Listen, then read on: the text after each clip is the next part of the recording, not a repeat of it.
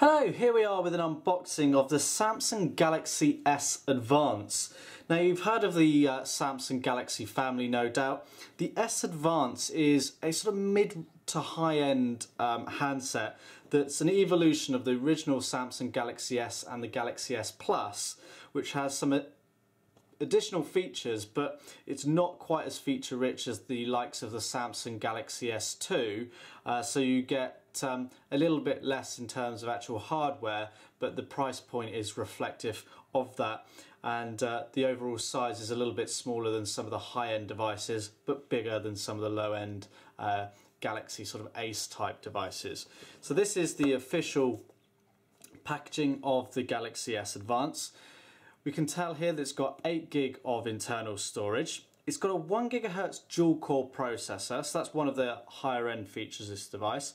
Got full 3G HS UPA and DPA. We've got a 5 megapixel camera as well as a front facing 1.3 megapixel camera, 1500 mAh battery, GPS, HD video recording. We've got a Super AMOLED screen. Like the other Galaxy handsets, we've got Google Android on board. We've got Wi-Fi as well up to the new N standard. So the product number is also GT I9070, but better known as the Galaxy S Advance. So without further ado, here is the device itself. We'll come back to that in just a moment. Quickly go through the package contents. Quick start guide, as you'd come to expect in a lot of Samsung packages. We've got a warranty card. We've then got a 3-pin UK mains adapter with micro USB connection on one end. That's a full wired unit, not a separate adapter with USB cable. We then have a USB cable with micro USB on the other end for connecting to a computer and for charging purposes. We then, quite interestingly, have a set of white in-ear headphones, not black, although the phone is black, so that's a little bit surprising, but sort of standard Samsung headphones there. Then we've got the battery with a 1500 mAh capacity, and then we have a set of replacement or additional earbuds for the headphones that have been provided, and that's what you get in the box, so pretty standard there. So taking a look at the device, on the front we've got the 4-inch Super AMOLED screen with a 480 by 800 resolution. We've got the front-facing 1.3 megapixel camera, got a speaker, we've got the Samsung logo, and we've got a number of sensors hidden behind the front of the device here. We've then got a physical button just here in the middle, very similar to the Samsung Galaxy S2, and then we've got here a couple of capacitive buttons which will illuminate once the device is switched on. On the bottom of the device we've got the micro USB charging port, so you connect your power there, or if you're connecting it to a computer. We've then got the 3.5mm headphone jack on the bottom, and we've also got the microphone there as well for picking up sound in a call. We've got the power button on the side here, and you might just see we have still got some plastic attached here. You wouldn't get that, of course, if you took all of that off. On the top it's completely flush, which is unusual, so no buttons on the top there, no headphone jack. Then on the side we've actually got the up and down volume rocker key there. Coming over to the back, we've then got the rear facing 5 megapixel autofocus camera with LED flash. We've got the loudspeaker, we've got the Samsung logo on the back, and there's a little recess just down here for removing the back cover. If we remove that, we'll then see a standard SIM card slot. We've got a micro SD memory card slot. You've then got a compartment for the battery, so we'll pop the battery in and get this device powered up. Okay, so we've popped the battery in, we're just going to boot this up now.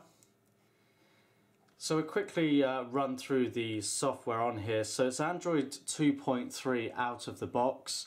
You've got the 1 GHz dual core processor, so it's going to be fairly snappy for a lot of your tasks you're going to want to do on it. You've got the 8 GB of internal storage, but you can expand that through the micro SD card up to 32 GB. You've got full quad band GSM and quad band 3G on here as well, Bluetooth 3, Wi-Fi to the N standard. So let's just quickly go through the settings here. We're just going to try and skip through a lot of this because you don't really need to see this, or the experience would be very similar on other Android or Samsung handsets. So we've got the TouchWiz interface here on the Galaxy S Advance. You've got the customizable home screens that we can scroll through, and you can see as we scroll through they actually change down here at the bottom. We've got the phone with some nice big on-screen buttons. Of course, this will sync up to your Google accounts, your Facebook, Twitter. All that is integrated if you put in the appropriate login details. You've got your messaging application here with the very standard Samsung layout. So you've got the on-screen keyboard. You can of course orientate the device into landscape mode if you prefer, and type away here as well. So that's the keyboard. You'll see here we mentioned the capacitive sort of buttons. You see they're now illuminating as we press them, so we've got the back and then the menu here as well. So let's just quickly go into the settings, and you can just see some of the details there just to confirm everything that we're on about. Let's just take a quick look at the languages. So some of the default languages that we've actually got on here that we can choose for the menu system. So Danish, Dutch, English, various dialects, Italian, Polish, Romanian and Russian there as well, and Chinese. So those are the sort of ROM languages. You can then select the languages that actually appear on the keyboard, so you can actually write in different languages. These follow the default languages on the device quite closely. So there you go, some of the language options there. I'm not going to go into too much detail here on web browsing experience and what have you. That's quite standard across the Samsung devices, 4-inch screen, so all in all it's going to be a good size screen for a browsing experience. It feels quite good in the hand.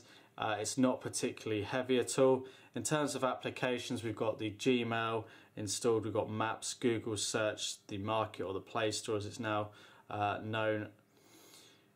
You've got Keys, Samsung software for updating, we've got voice recorder, we've got a photo editor, Samsung apps, news and weather, Memo, Polaris Office is installed here as well, YouTube, Samsung Hub. So you've got enough content to get you up and going, but of course you can synchronize up your Google accounts and your Facebook to add on more functionality to this device. So that's just a quick unboxing of the Samsung Galaxy S Advance.